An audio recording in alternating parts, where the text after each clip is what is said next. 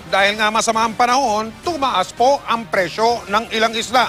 Kinukulang daw kasi ang supply dahil hindi makapagpalaot ang mga mangingisda. Nakatutok si Bernadette Reyes.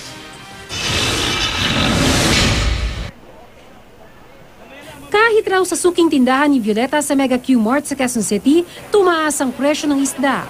Ang galunggong dating 80 pesos kada kilo, 100 na ngayon. Ang tulingan dati ring 80 pesos ang kilo pero 110 na ngayon. Ang matambaka 120 na ngayon mula sa dating 100 kada kilo. Nag-iikot-ikot muna ako. Kung saan mo mura, doon ako bibili. Paliwanag ng mga nagtitinda ng isda, mahirap raw mangisda sa dagat tuwing tag-ulan. Ang dating, kasi hindi sila makapalaot, maalon. Kaya ako kunti huli. Kaya ganyan yan, mataas presyo. Ang mga isdang tabang tulad ng bangus, hindi nagbago ang presyo. Depende sa laki, mabibili ito sa 100 hanggang 120 pesos kada kilo. Hindi rin nagbago ang presyo ng tilapia na 80 pesos kada kilo. Ito po, sa mga fish pan po ito.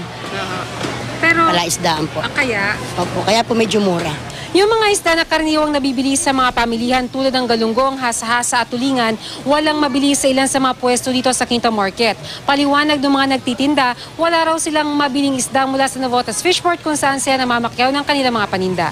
Ang dalagang bukid halimbawa, nasa 160 na ngayon mula sa dating 130 pesos.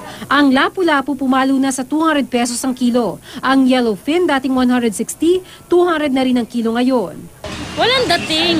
Kasi nga, di ba, masama ang panahon. Pagka ganyan masama ang panahon, walang isda talaga. Kasi yung biyahe na stranded. Ay, ang mahal na rin ng isda ngayon. Halos parehas na ang presyo sa manok eh. Ay, paano kung diskarte ginagawa ninyo? Eh hindi, minsan bibili ako mga kalahating kilo na lang. Tumaas din ang presyo ng ilang gulay. Ang kamatis, carrot sa Tripolyo, dating 40 pesos kada kilo. Pero simula ng sunod-sunod na buhos ng ulan, umakyat na sa 60 pesos kada kilo. Ang red bell pepper, halos na doble ang presyo. Ang ampalaya, patatas at sibuyas, 60 pesos na rin ang kilo. Kung mahal ang buhay bili mo, pwede mo ibaba yun. Diba? Siyempre kahit pa paano, kinakailangan kumita ka. Mga kangkong na lang, mas mura.